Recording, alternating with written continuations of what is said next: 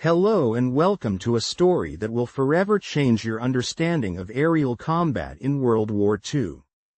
In early 1944, in a remote Dayton, Ohio test facility, a groundbreaking event unfolded.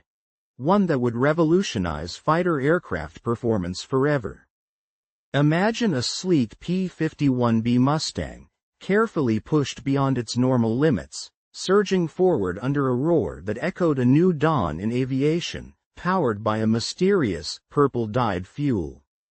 This wasn't just about speed, it was about unleashing a force that German intelligence hadn't even begun to grasp.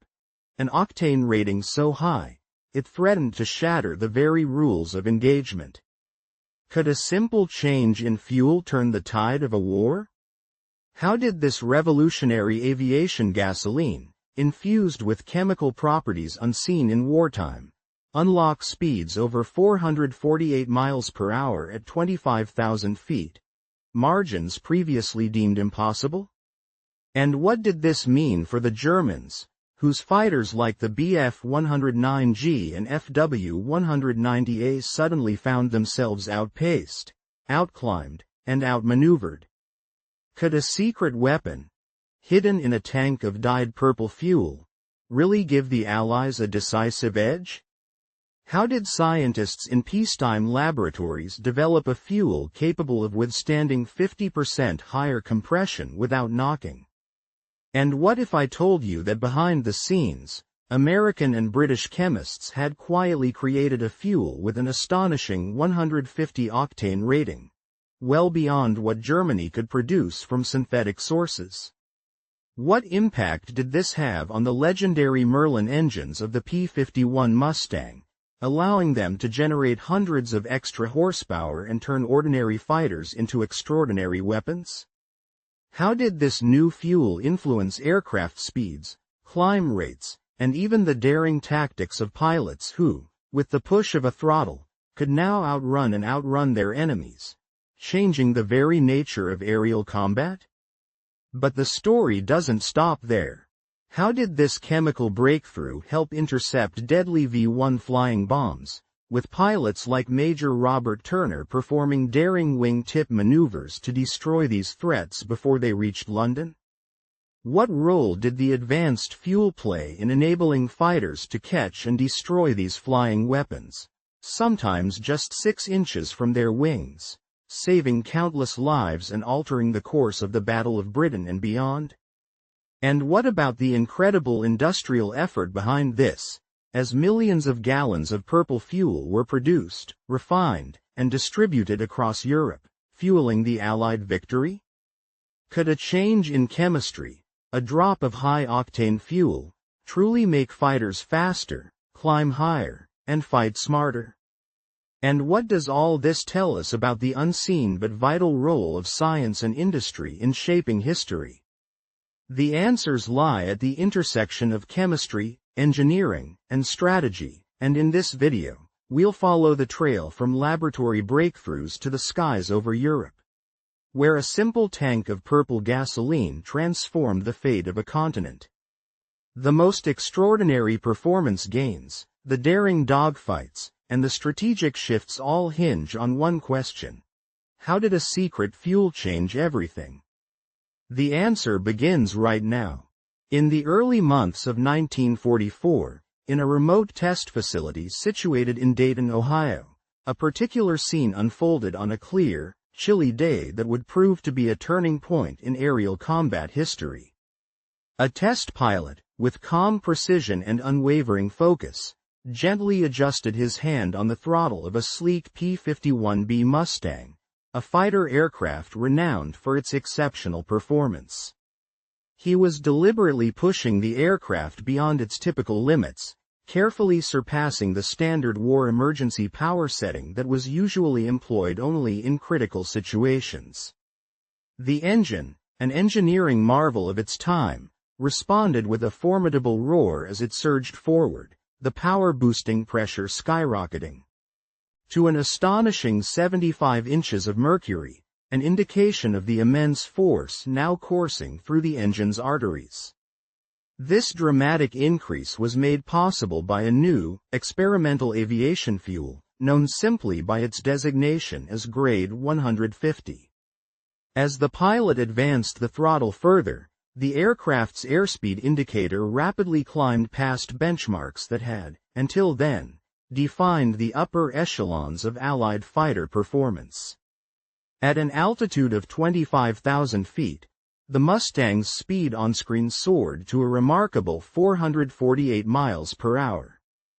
Ground-based engineers who monitored the test watched with a mixture of awe and anticipation, exchanging meaningful glances as they listened to the crackling radio report from the cockpit. The message conveyed that this wasn't just a modest step forward, it was something much more profound, a genuine revolution in aviation capability encoded within a tank of dyed purple fuel. This new fuel, infused with chemical properties previously unseen in wartime aviation, unlocked performance levels that had been thought impossible on existing aircraft. Its significance was such that it threatened to render obsolete many of the assumptions held by the Luftwaffe regarding the potential of American fighters. The war in Europe was on a knife's edge, but the catalyst for change was not an innovative aircraft design, nor a daring combat tactic, but rather a seemingly simple, yet scientifically groundbreaking fuel that allowed American fighters to operate at speeds and altitudes previously considered unattainable. Unbeknownst to German intelligence and combat pilots, American and British chemists had achieved a remarkable breakthrough. While the Germans struggled with their synthetic fuel program, which produced a B4 variant rated at only 91 octane on the lean mixture scale, and their finest C3 fuels barely approached the performance equivalent of the Allies' 130 grade fuel, the Allies had quietly developed a superior fuel chemistry. American refineries, working under the immense pressures of wartime innovation, were now producing aviation gasoline with an astonishing performance rating of 150 octane. The implications of this advancement were staggering and difficult to overstate. For instance, a P-51 Mustang running on the traditional 130 grade fuel could reach a maximum speed of roughly 437 miles per hour when flying at 25,000 feet.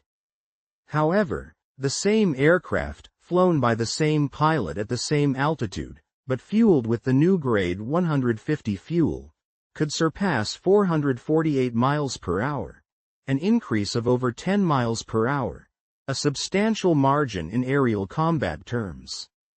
What was even more alarming for the Germans was the real-world impact of this fuel upgrade on their frontline fighters. Luftwaffe pilots, who had learned to respect the Mustang's impressive range and high-altitude performance, were about to discover that their adversaries had fundamentally altered the rules of engagement. The Messerschmitt Bf 109G, a mainstay of German fighter squadrons in early 1944, had a top speed of roughly 400 miles per hour at altitude, under ideal conditions. Likewise, the Focke-Wulf FW-190A could muster around 400 and some miles per hour when conditions favored it. Under normal circumstances, German pilots could at least attempt to engage the Mustangs on somewhat equal terms when the American aircraft were operating on the standard 130 octane fuel. But once the Mustangs began running on the superior grade 150 fuel, the Germans faced a fundamental disadvantage that no amount of skill or tactical ingenuity could easily negate. The American fighters at that point could comfortably operate at higher speeds, dive deeper, and climb more efficiently, gaining a marked edge over their opponents. This shift threatened to reshape aerial combat dynamics significantly, challenging German assumptions and forcing them to reconsider their strategies on the battlefield. The story of how this tremendous advantage originated does not trace back to the heat of war or battlefield innovations, but to the relentless, painstaking work of petroleum chemists during peacetime. These scientists understood that the octane rating of a fuel reflected its ability to withstand compression before prematurely igniting, a phenomenon known as knocking or detonation. Higher octane fuel allowed engines to run at greater compression ratios, which in turn translated into more power from each engine cycle. This meant faster aircraft and greater operational ceilings, enhancing the overall performance and survivability of fighters and bombers alike. The science behind high-octane fuel was in the early days of aviation. The fuel available was barely adequate to meet the demands of commercial aircraft and the initial generations of military trainers. However, when it came to the high-performance combat aircraft that war demanded, this fuel was woefully inadequate. It simply could not keep up with the strenuous engine requirements of these advanced machines. Recognizing the critical importance of fuel quality, the British, faced with the urgent need to gain any possible edge over the numerically superior Luftwaffe, collaborated with American oil companies to develop a new type of aviation fuel with a higher octane rating. This collaboration proved pivotal, and just in the nick of time for the pivotal Battle of Britain. A fuel with a 100-octane number was brought into production and made available to British fighters. The impact of this development was strikingly immediate and measurable. Aircraft like the Spitfire and the Hurricane, which traditionally had their performance constrained by older fuel types, suddenly showed remarkable gains. With the adoption of the 100-octane fuel, these aircraft experienced an increase in top speed, sometimes by as much as 30 to 40 miles per hour at high altitudes. Additionally, their rate of climb improved significantly, with pilots now able to achieve an extra 500 to 1,000 feet per minute. This was no minor enhancement. It shifted the balance in the skies, giving Allied pilots a critical edge. German pilots, who had enjoyed an initial performance advantage owing to their use of fuels with octane ratings ranging from 91 to 100, found themselves on more equal footing as the higher octane British and American fuels entered into widespread use. The technological and engineering advancements did not stop there. The development of even higher grade fuel, rated at 130 octane, marked a dramatic leap forward in aviation fuel technology. This powerful fuel, often used at rich mixture settings that maximized engine performance, rapidly became the backbone of Allied air power throughout the year 1943. Its significance cannot be overstated. It enabled the engines of the most formidable aircraft to operate at peak output for extended periods, thus enhancing both offensive and defensive capabilities. This high-octane fuel powered some of the most iconic engines of the war. The Merlin engines in both the Spitfires and Mustangs relied heavily on it, benefiting from its capacity to sustain higher compression ratios and generate more thrust. The Allison engines in the P-38 Lightnings also depended on this fuel to deliver their astonishing speed and agility. Moreover, the colossal Pratt & Whitney R2800 radial engines in the P-47 Thunderbolts achieved new levels of performance by burning this advanced fuel. Under the visionary leadership of General James Doolittle, a pioneering advocate for aviation fuel development, production lines ramped up rapidly. Doolittle, who had spent the 1930s relentlessly convincing the military and oil companies of the strategic importance of high-octane fuel, saw his efforts come to fruition during the early years of the 1940s. By 1943, a total of 17 Allied refineries had succeeded in producing these high-octane aviation fuels, utilizing a process known as catalytic cracking. This technological breakthrough was pioneered by a talented French immigrant engineer named Eugene Hudry, whose refining process allowed for the efficient production of quality aviation gasoline in large volumes. The American refineries alone produced millions of gallons of this premium fuel each month, sufficing to support the enormous bomber campaigns over Germany and the rapidly expanding fighter escort forces protecting them. In stark contrast, German fuel production faced serious constraints since their reliance on synthetic fuel derived from coal was a bottleneck, even though the process was technically sound. This synthetic fuel industry, while capable of producing high-octane fuel, was slow to scale and resource-intensive, preventing Germany from matching the Allies' output. Most German fighters continued to operate on a fuel rated at about B4, which corresponded roughly to an octane rating of 91 on a lean mixture scale. Their more refined C3 fuel, used primarily in the BMW 801-powered Focke-Wulf 1920 aircraft and certain variants of the Messerschmitt planes, was roughly equivalent to the Allies' 130-grade fuel but was produced in far more limited quantities. By 1944, approximately two-thirds of German aviation fuel was C3 grade, yet this still constituted only a small fraction of what the Allies had access to, highlighting the disparity in fuel resources. To comprehend the significance of these fuel performance improvements, it is essential to understand a fundamental principle underlying internal combustion engines. Octane ratings serve as a measure of a fuel's resistance to detonation, a destructive phenomenon. During the compression stroke, the piston forces the air and fuel mixture into a much smaller space, causing the temperature and pressure within the cylinder to escalate sharply.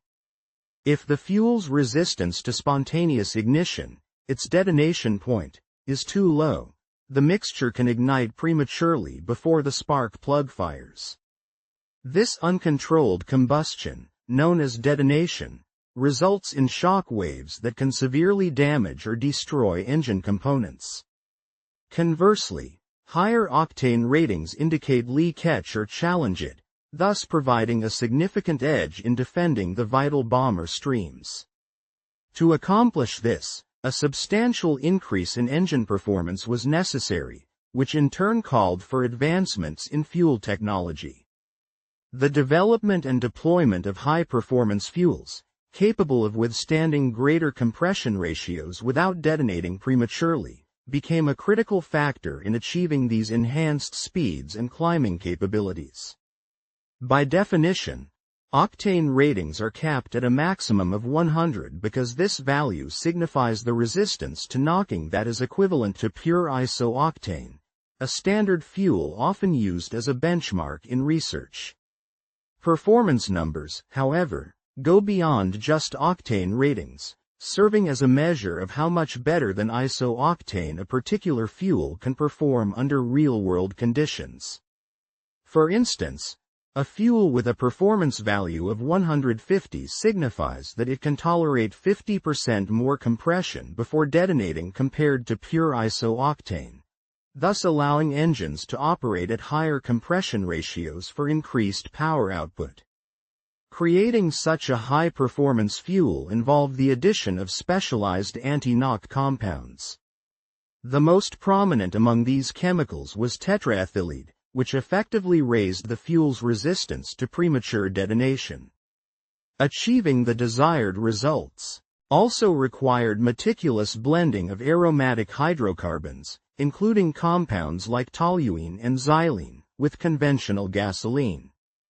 This precise formulation process was the focus of intensive research efforts.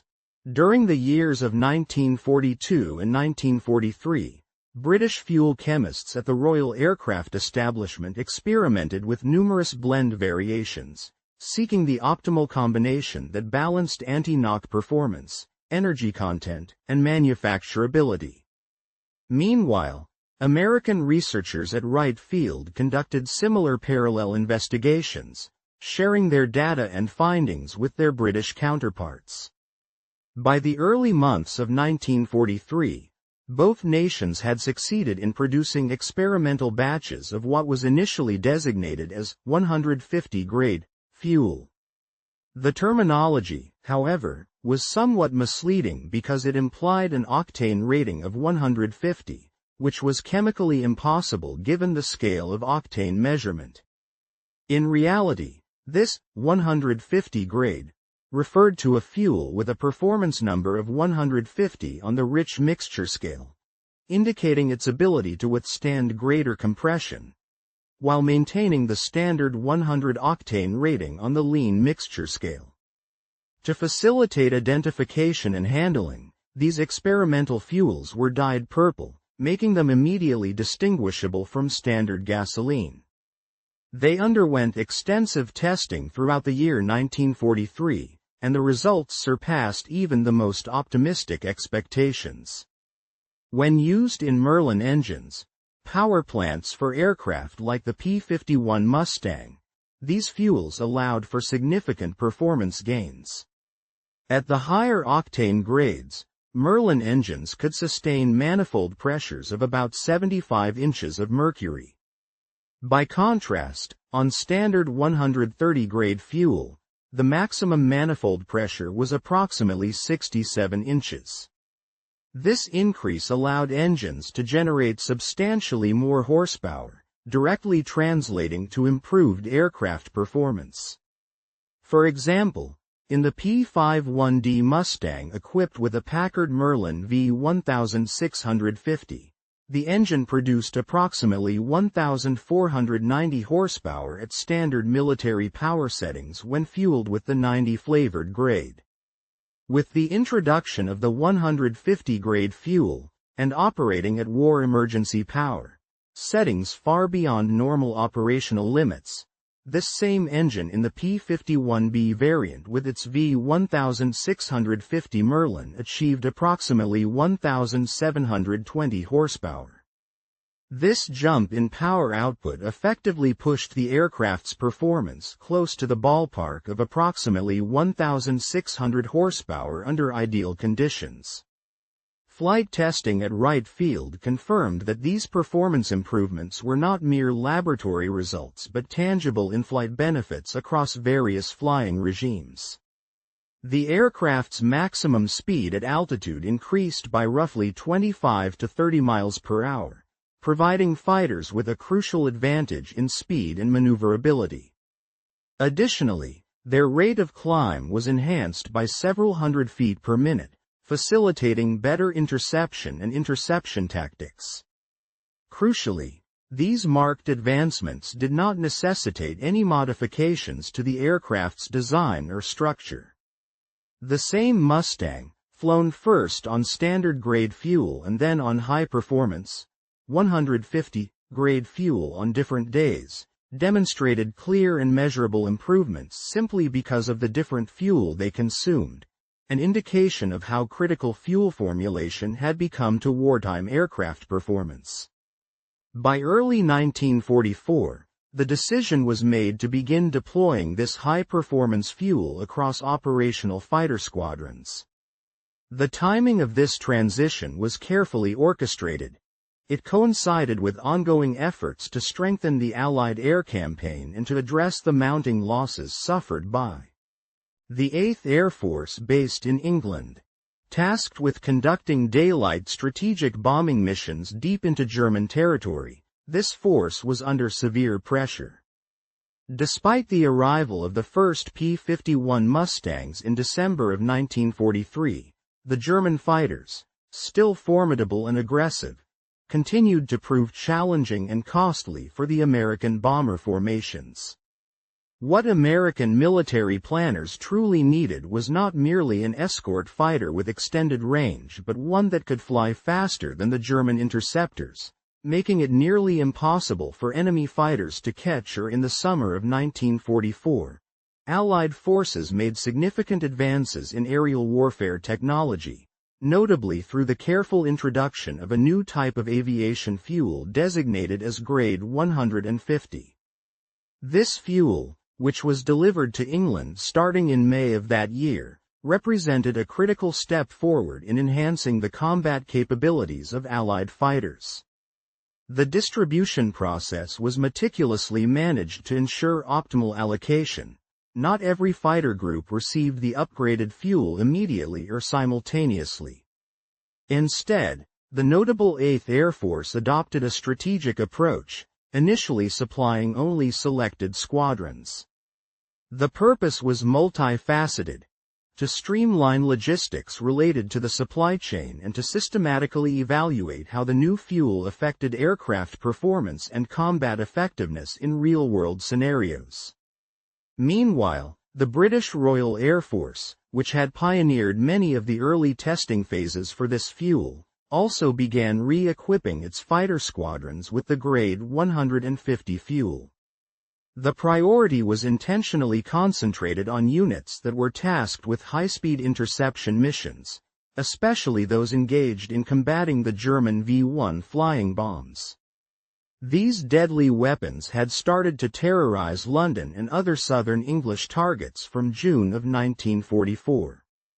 The V-1s coursed through the air at roughly 400 miles per hour at low altitude, an extremely challenging speed for interception, particularly because at such low levels, air density diminishes aircraft performance. Capturing or destroying these flying bombs demanded fighters capable of matching or surpassing the V-1's velocity at low altitude, which was no small feat. Classic fighters like the Hawker Tempest and the Spitfire Mark 14 struggled to keep pace with the V-1s, their speed just barely enough, and often insufficient. The standard fuel in the American P-51 Mustangs, for instance, rendered their speed marginally effective for intercept missions. However, when racing with the enhanced grade 150 fuel, the P-51s demonstrated a critical margin of additional speed. This extra power meant that Mustangs could reliably catch and counter the V-1s, opening new possibilities for Allied interception strategies. A notable and groundbreaking event occurred on June 18, 1944, when Major Robert E. Turner of the 356th Fighter Squadron achieved a significant victory against a V-1 flying bomb. Utilizing a daring maneuver, Major Turner managed to destroy the V-1 by deftly tipping its wing with the tip of his P-51's wing. This stunt, which required extraordinary precision and control, involved positioning the Mustang so close, within approximately 6 inches of the V-1's wing surface, to generate airflow that would destabilize and roll the flying bomb off course, ultimately causing it to crash. This technique was groundbreaking and would be repeated at least 16 times during the campaign, proving that the enhanced fuel and the pilot's ingenuity could be combined to extend the effective range and tactical flexibility of American fighters against the German flying bombs. Executing such a maneuver was anything but easy. It demanded exceptional speed, expert control, and unwavering accuracy from the pilot. The pilot had to position the fighter's wing tip with incredible precision within a narrow margin, precisely 6 inches from the target's wing surface. Once established in this perilous proximity, the airflow over the wings would be manipulated, using the physics of aerodynamics, to induce a roll that could cause the V-1 to veer off its initial trajectory. The result was the destruction of the flying weapon before it could do harm, substantially reducing its threat to both strategic targets and civilian populations. The widespread deployment of the grade 150 fuel coincided with the Normandy invasion, marking a turning point in Allied aerial capabilities. During the campaign to secure control over the skies for the invasion, the American fighters of the 8th Air Force, flying in the critical roles of defending the invasion zones and escorting heavy bomber formations, relied heavily on the improved fuel. Their combat patrols and escort missions consistently demonstrated superior performance, and reports from German fighter pilots began to surface, describing encounters with American Mustangs that seemed to defy previous limitations. German pilots, facing this new reality, started to report that the Mustangs performed with a level of agility and speed that surpassed expectations. They noted that these fighters seemed almost impossible to outrun or catch, even in typical combat formations and flight regimes.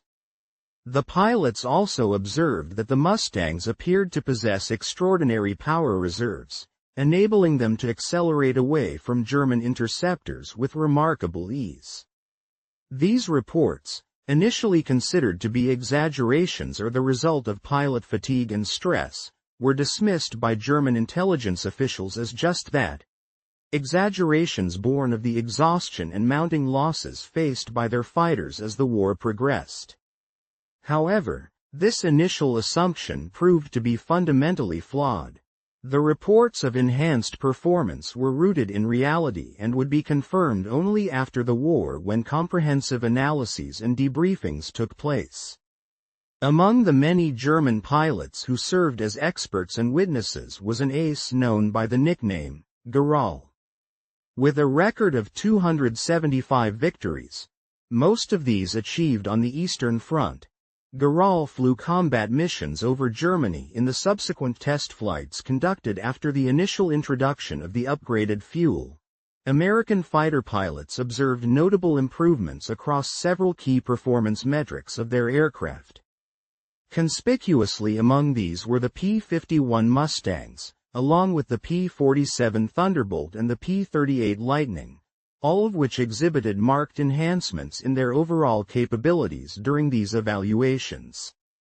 The Mustang, in particular, left a lasting impression due to its remarkable speed, exceptional ability to climb swiftly, and impressive performance at high altitudes, attributes that significantly benefited the Allied air war efforts.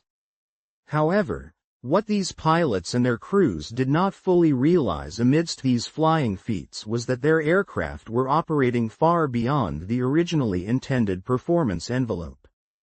This was possible because the engines had been chemically fortified, specifically through the use of an advanced high-octane fuel that significantly exceeded the specifications for which the aircraft and their power plants had been initially designed.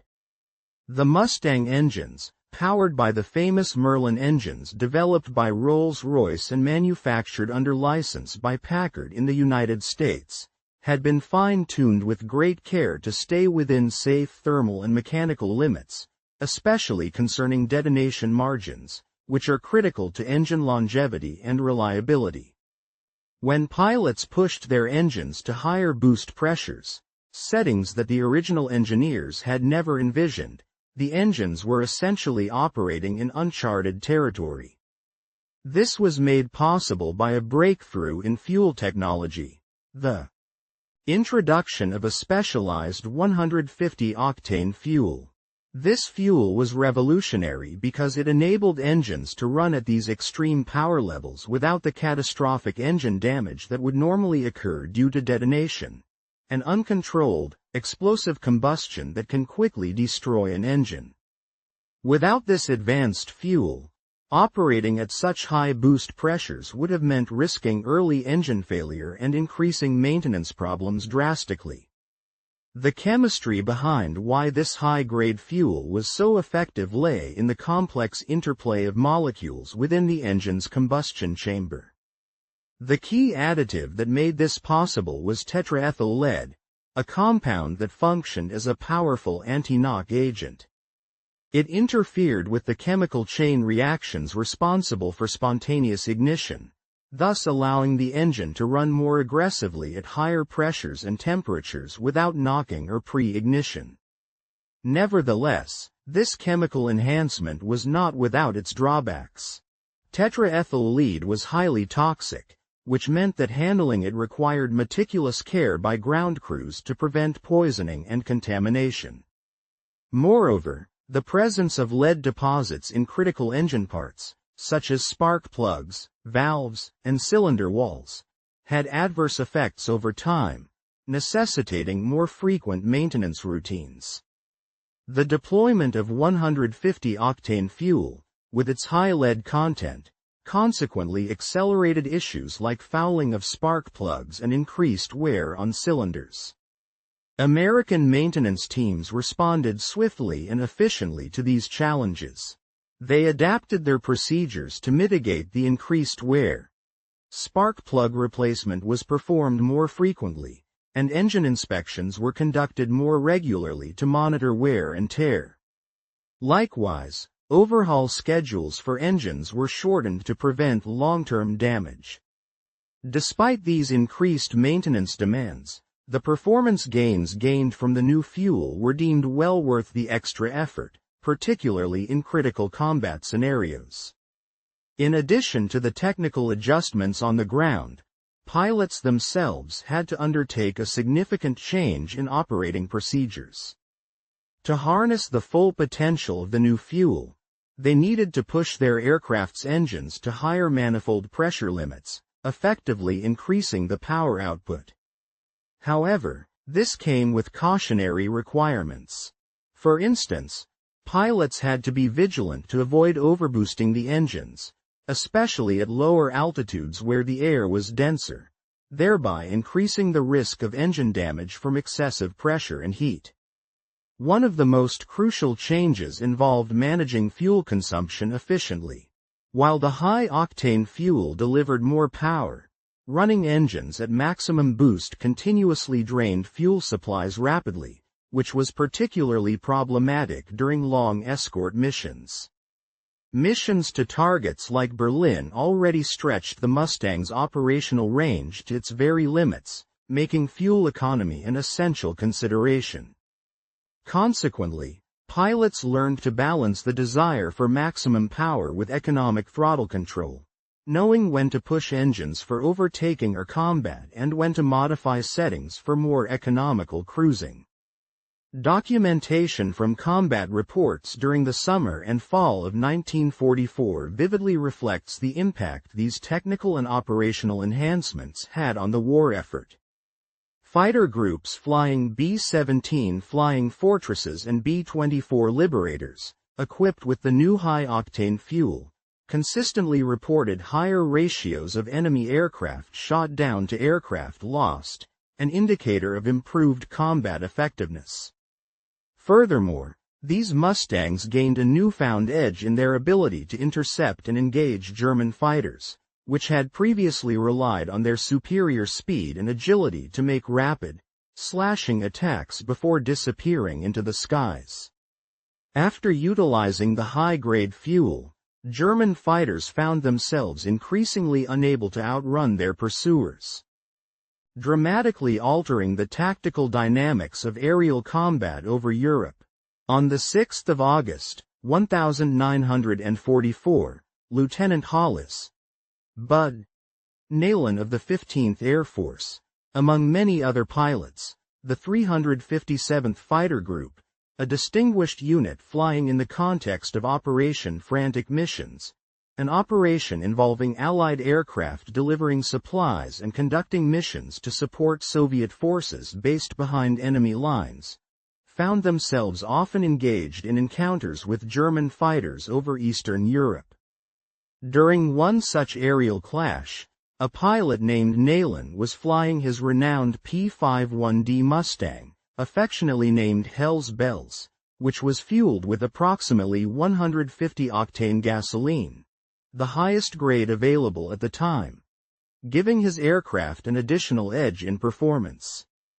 While engaged in a skirmish against a German Bf-109, flown by the skilled pilot Gottschalk, Nayland's speed advantage played a critical role in the outcome.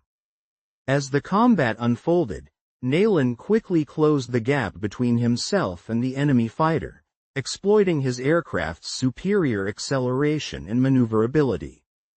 He then fired a burst of machine gun fire that successfully inflicted damage on the German plane's cooling system, impairing its ability to sustain flight effectively. However, after the combat, Nayland found himself low on both fuel supplies and ammunition, having expended much during the intense engagement. Recognizing his limitations, he chose to break off the pursuit rather than press any further attack. Before departing, Nayland made a gesture, a wave to the German pilot, perhaps signaling a recognition of mutual respect or simply following his own sense of sportsmanship. He then resumed his escort duties, safeguarding other Allied aircraft.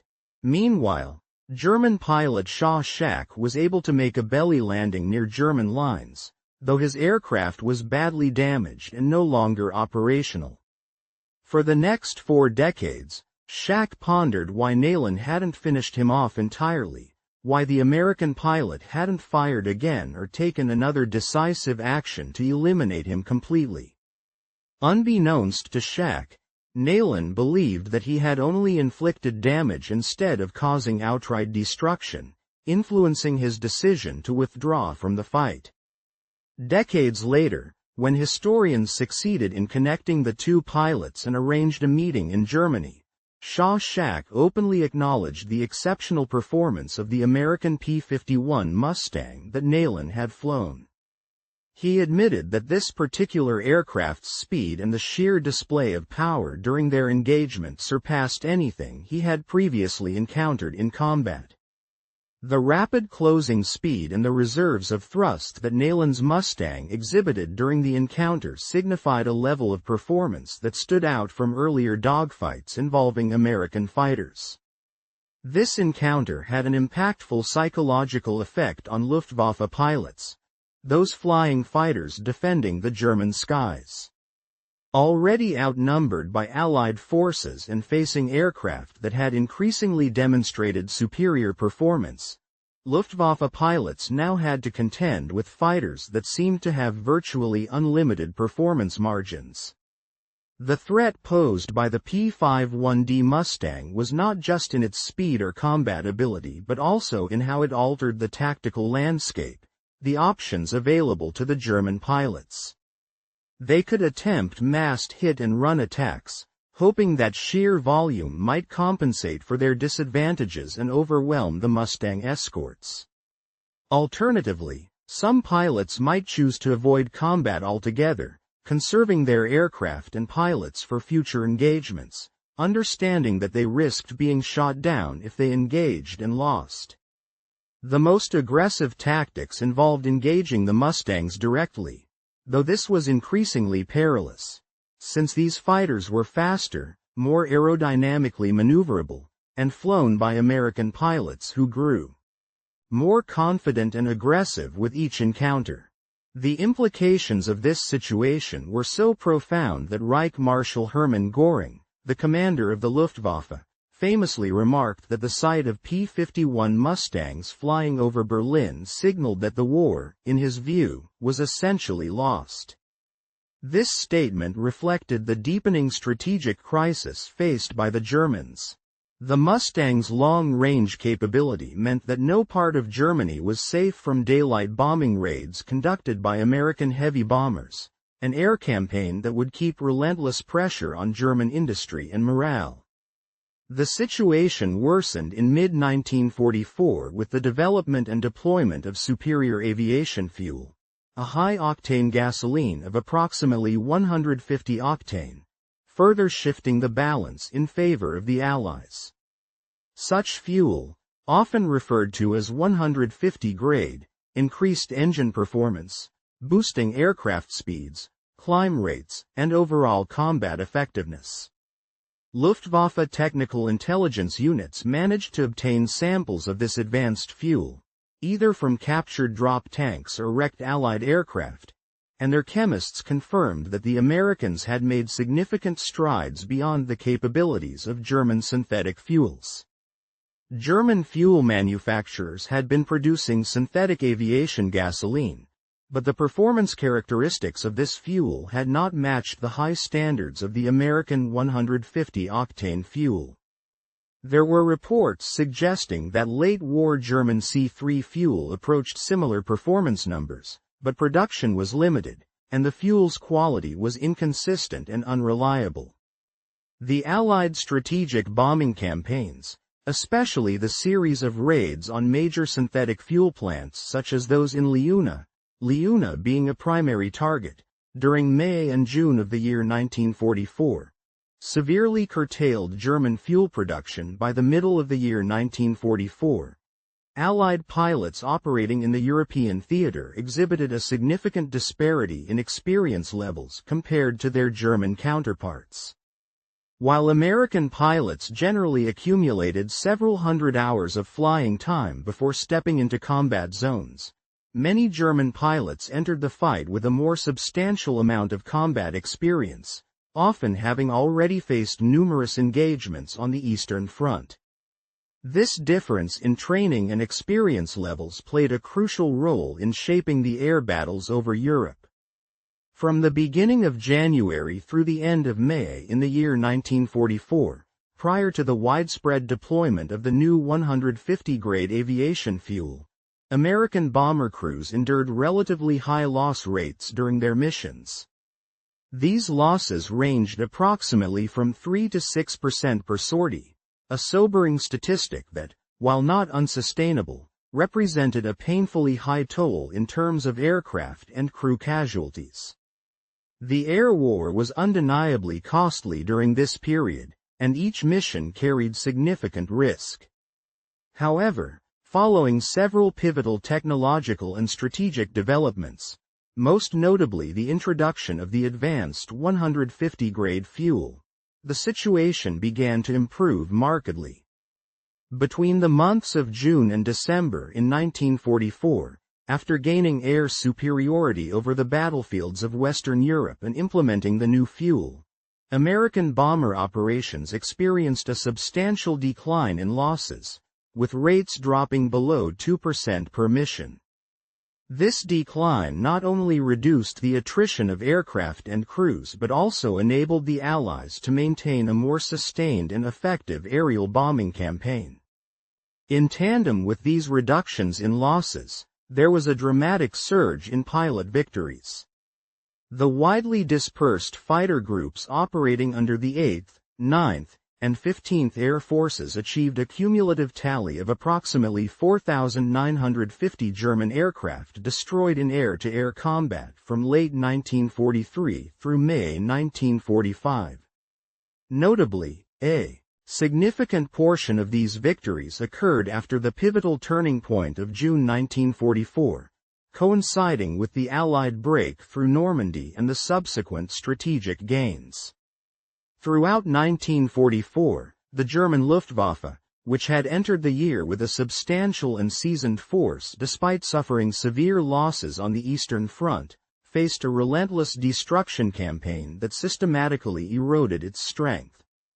By the time of the Normandy invasion, the German Air Force's aerial capacity was drastically diminished, with only a handful of combat aircraft appearing over the beaches during the initial assault. In fact, only 2 Luftwaffe fighters were observed flying over the Normandy invasion area on D-Day, June 6, 1944. Though the Luftwaffe still retained thousands of fighters in total, they lacked the crucial elements necessary for effective combat operations at this stage. The shortages of fuel, adequately trained pilots, and tactical flexibility severely handicapped their ability to leverage their remaining aircraft effectively. These logistical and personnel deficiencies rendered much of their potential moot despite the residual numbers. An important aspect of this period was an engineering and technical examination of the fuel that contributed to operational improvements. The 150 grade fuel's technical specifications warranted particular scrutiny. This fuel featured a lean mixture with an octane rating of 100, which meant it could resist knocking or detonation just as well as pure iso-octane during cruising conditions of the engines. Its rich mixture performance number of 150 indicated that it could withstand pressures 50% higher than iso-octane when engines were operating at full power. This unique combination of characteristics allowed Allied pilots to optimize their aircraft performance efficiently, using lean mixtures for extended range during cruising, then switching to rich mixtures under high-thrust combat conditions. The high-octane rating and the ability to safely sustain increased compression ratios delivered a considerable tactical advantage. Since the engine's propensity to detonate at elevated boost pressures was mitigated, pilots could rely on maximum power settings during critical combat moments without fear of engine knocking. Handling such high-octane fuel, however, required precautions due to its tetraethyl lead content. Ground crews had to wear protective gear while fueling aircraft to avoid lead poisoning, and any spills were promptly cleaned up to prevent environmental health hazards. All fuel trucks and storage tanks were meticulously marked to clearly distinguish between the different grades of fuel, thus preventing accidental misfueling, an essential safety measure in an atmosphere of complex logistics. Despite these safety and handling precautions, the overall safety record remained commendably high, with industrial accidents being extraordinarily rare. Transitioning operational squadrons to incorporate the use of 150-grade fuel necessitated specialized training for pilots and ground personnel. They received comprehensive briefings detailing the new fuel's properties and the updated engine operating procedures required to maximize its benefits and ensure safety. Operational guidelines were updated to specify when and how to employ maximum power settings, including the use of higher manifold pressures, reflecting the new fuel's capacity to safely handle increased compression ratios. Aircraft, remarkably, did not require physical modifications. The existing engines, fuel systems, and other components were compatible with both the standard and the new grade fuel, simplifying the logistical complexity of this transition. The industrial effort underpinning the production and distribution of this high-octane fuel was extraordinary, reflecting the immense scale of Allied mobilization. The manufacturing infrastructure. The dangerous and highly toxic compound, tetraethyl lead, was meticulously handled during its transportation to Europe, where it was carefully stored in highly secure facilities designed to prevent any accidental leaks or hazards. From these fortified locations, it was then distributed to dozens of airfields scattered across the continent, fueling the relentless aerial campaigns. The industrial capacity of the United States during the year 1944 was nothing short of extraordinary, almost bordering on the miraculous when viewed in the context of the sheer scale and efficiency it demonstrated. American factories churned out aircraft in staggering numbers. Bombers rolled off assembly lines by the thousands, while fighters were produced in tens of thousands, swiftly replenishing wartime losses and maintaining relentless pressure on enemy forces. Shipyards, operating at an unprecedented pace, launched Liberty ships at a rate faster than the Germans could sink or destroy them, ensuring continuous maritime supply routes and logistical support across the Atlantic. Moreover, oil refineries across the nation produced aviation gasoline in quantities that far exceeded the entire fuel output of Germany, which struggled to meet its own demands from multiple categories, making the United States a vital logistical linchpin in the Allied war effort. This impressive industrial achievement was born from decades of deliberate development and technological innovation, combined with the exploitation of vast natural resources that fueled the war economy. Simultaneously, it was supported by the safety of a homeland that remained largely shielded from enemy bombing raids, allowing unrestricted capacity for production. The workforce, a burgeoning and essential part of this effort, included millions of women who stepped into factory jobs traditionally held by men, supporting the manufacturing process and helping to sustain the wartime economy under immense pressure. In Europe, the Royal Air Force relied heavily on the advanced 150-grade aviation fuel during fighter operations. Aircraft such as the Spitfire 14, Tempest V, and the Mustang III and IV received priority in allocating this superior fuel quality, which enhanced their performance capabilities. RAF pilots reported performance improvements similar to those experienced by their American counterparts, confirming the tangible benefits of this advanced fuel. The Tempest, which was already recognized as one of the fastest piston engine fighters in service, became even more formidable thanks to the enhanced fuel quality. Tempest squadrons distinguished themselves remarkably in their missions against the V-1 flying bombs that terrorized parts of England. Between June and September of 1944, these squadrons managed to shoot down an astonishing 638 V-1s, with a single unit, No. 3 Squadron, claiming an impressive 305 victories. Squadron leader Joseph Bry alone destroyed 59 of the dangerous projectiles, a testament to his skill. Belgian ace squadron leader Remy van Lierde was credited with destroying 44, while wing commander Roland Bymont accounted for 31. Other notable interceptors included the Mosquito, which scored 623 victories, the Spitfire 14 with 303, and the Mustang with 232. The performance margin provided by the high-quality 150 grade fuel proved invaluable across multiple roles, demonstrating its crucial impact repeatedly during late 1944 and early 1945. Fighter groups that had access to this refined fuel reported increased victory claims and experienced fewer losses, clearly indicating an operational advantage.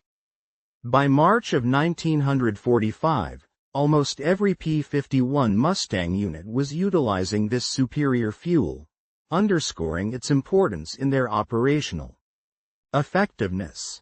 Combat reports from this period consistently revealed results that favored the Allies overwhelmingly.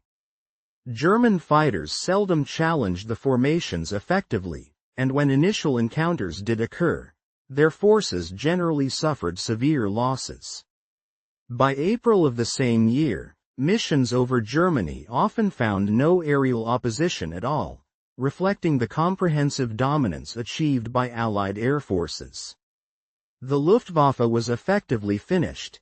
Its strength had been depleted through attrition, fuel shortages, and the systematic elimination of highly trained pilots who could not be replaced swiftly enough. On the 8th of May, 1945, Germany formally surrendered, bringing an end to the European air war. The world witnessed the total dominance of Allied air power, a dominance achieved through several critical factors. The long-range capability of the P-51 Mustangs was a cornerstone, allowing fighters to extend their reach deep into enemy territory. The outstanding training given to American pilots ensured they operated with skill and confidence, and the sheer numerical superiority of Allied air forces overwhelmed the Luftwaffe at every turn. However, one of the most decisive advantages was the petroleum engineering leap that the 150 grade fuel represented. This specially dyed purple gasoline transformed good fighters into exceptional assets, elevating their performance to new heights. It instilled confidence among Allied pilots, knowing their aircraft could perform at peak levels in critical moments. More than just a fuel additive, this high-quality aviation gasoline encapsulated the technological ingenuity, industrial strength, and resourcefulness of the Allied nations, an embodiment of the belief that superior engineering, combined with relentless industrial output, could outproduce, out-innovate, and ultimately outlast any adversary. Speed, as everyone knew in aerial combat, was crucial. The ability to intelligently decide when to engage in combat and when to withdraw from it is a crucial tactical advantage that separates more agile fighters from their slower, less flexible counterparts. Crafty combatants who are capable of rapid maneuvers, swift decision-making, and choosing the optimal moment to strike or retreat often dominate the battlefield. When American fighters became significantly faster, primarily due to advancements in aircraft design, enhanced aerodynamics, and the utilization of higher quality fuel, their tactical options expanded substantially. This increase in speed and performance meant they could dictate the terms of engagement more easily, choosing when to dive into a dogfight and when to pull back, thus gaining a decisive edge over less nimble opponents. The contrast between the strategic situations faced by German and Allied air forces in the closing years of the Second World War, namely late 1944 and early 1945, was remarkable and stark. Allied fighters could undertake multiple combat missions each day with little concern for logistical constraints beyond pilot fatigue and necessary maintenance.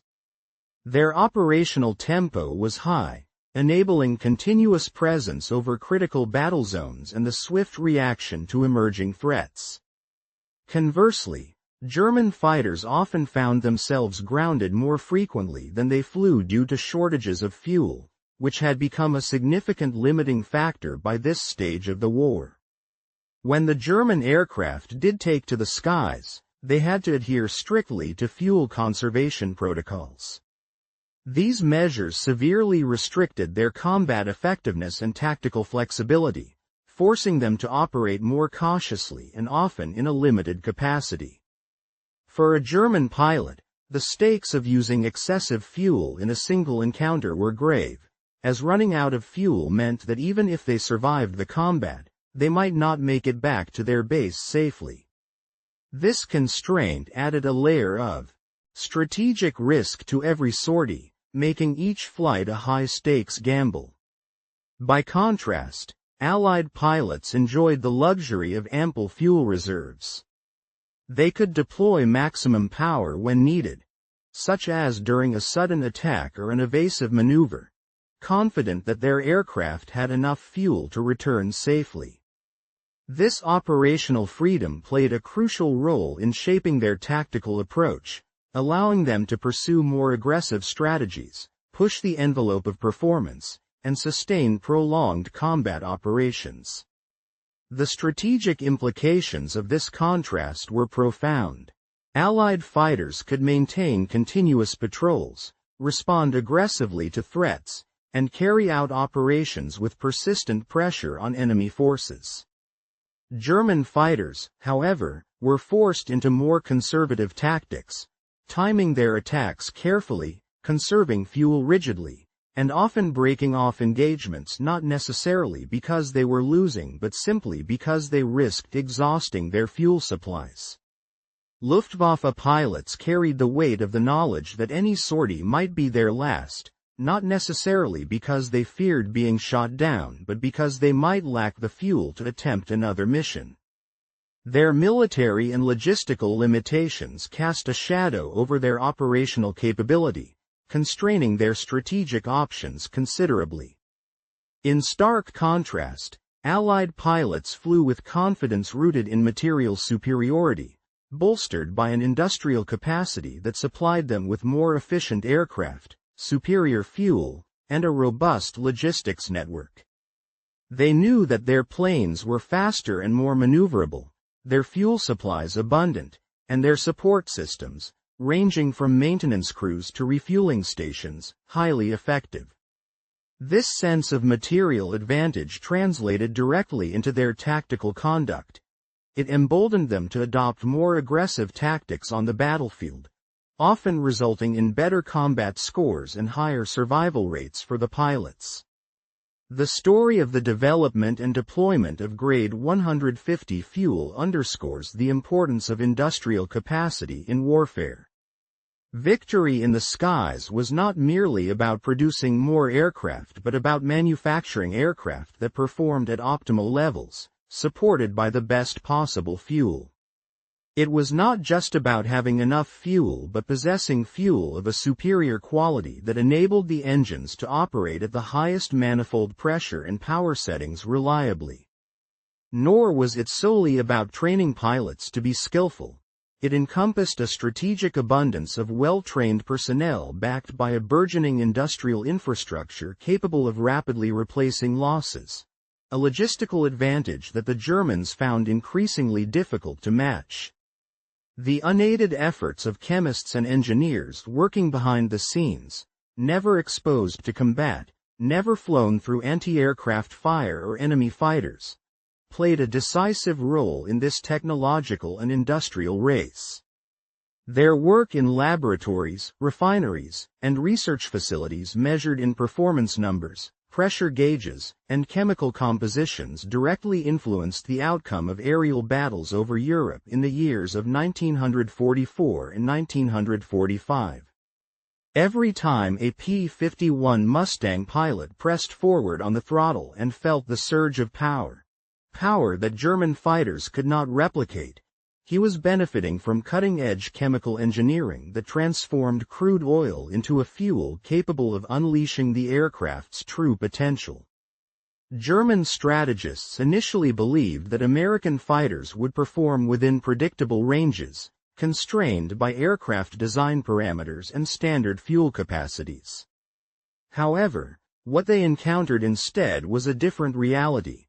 Fighters whose performance exceeded expectations, sustained by a fuel infrastructure so vast, sophisticated, and efficient that it represented a level of industrial capacity Germany simply could as. The Allied forces advanced relentlessly across Germany from both the eastern and western fronts. The once formidable Luftwaffe, the German Air Force, gradually disintegrated as a cohesive and effective fighting force. While a handful of German units continued to fight on, their operations were increasingly limited.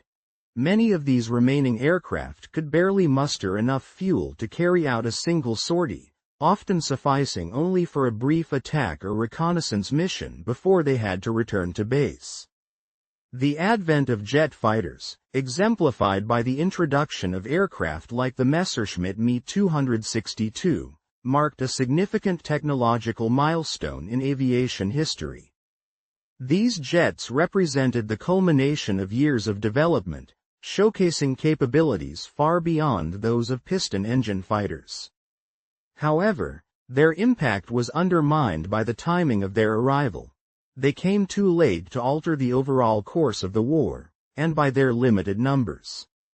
The scarcity of fuel severely constrained their deployment, and the shortage of experienced pilots, many of whom had been systematically lost in combat, meant that their operational effectiveness was diminished from the outset. Looking back at the broader picture, it becomes clear that the numerical and technological superiority of the Allies ultimately determined the outcome. Across all theaters of combat, American P-51 Mustang groups flew hundreds of thousands of fighter sorties, each one contributing to the attrition of the Luftwaffe. These aircraft claims translated into roughly 4,950 enemy planes shot down in the air, alongside an additional 4,131 aircraft destroyed on German soil, reflecting the cumulative attrition of German airpower. But these figures represent more than mere aircraft. They signify the loss of countless pilots, the destruction of valuable experience, and the squandering of German industrial capacity, resources that had to be continually diverted to produce replacements, only to see those efforts thwarted by relentless Allied bombing campaigns and ground attacks before the replacements could even reach operational readiness. The shortage of high-octane fuel, specifically the 150 grade, was not the sole factor in this decline, but it played a pivotal role in tipping the balance. This critical fuel shortage translated into a narrower margin of superiority, which often meant the difference between narrowly contested engagements and outright Allied victories. The ability of a properly boosted P-51 Mustang to reach speeds of around 448 miles per hour was not merely a matter of raw velocity. It embodied the pinnacle of technological progress and industrial capacity. These performance metrics were the tangible proof of Allied dominance in resources and engineering. What German strategists had failed to anticipate was how vital the quality of fuel would become, how the science and engineering behind aviation fuel could, in fact, serve as a decisive weapon in aerial combat. The expertise of American chemists and petroleum engineers, who worked far from the front lines, resulted in fuel formulations that drastically enhanced aircraft performance. The distinctive purple-dyed gasoline, meticulously engineered for superior anti-knock properties, could influence aerial combat as profoundly as tactical formations or pilot skill. By 1945, the secret to achieving air supremacy over Europe lay as much in the chemistry of fuels as in the sophistication of tactics. The advanced compression ratios of piston engines, the unique properties of aromatic hydrocarbons preventing knocking, and the performance ratings of aviation fuels, exceeding anything available to Germany, became the unseen weapons shaping the air war. The same aircraft, the P-51 Mustangs that had flown over Berlin in early 1944, were still flying over the German capital in early 1945. Yet, those aircraft now drew upon the enhanced performance granted by the new generation of fuel, a transformation that made them faster, more powerful, and far more lethal. This difference was quantifiable, measured in octane ratings, manifold pressure readings, airspeed indicators, and, ultimately, it decided the outcome of aerial battles, and by extension, the fate of Nazi Germany. The victory in Europe's skies hinged on more than just numbers or tactics. It was a testament to the industrial might of the Allies, manifest in tanks of purple-dyed gasoline being pumped into aircraft engines. Each drop, burned in these powerful engines, translated into a step closer to victory, one combat mission at a time, underscoring the profound influence of fuel chemistry and engineering in determining the course of the war.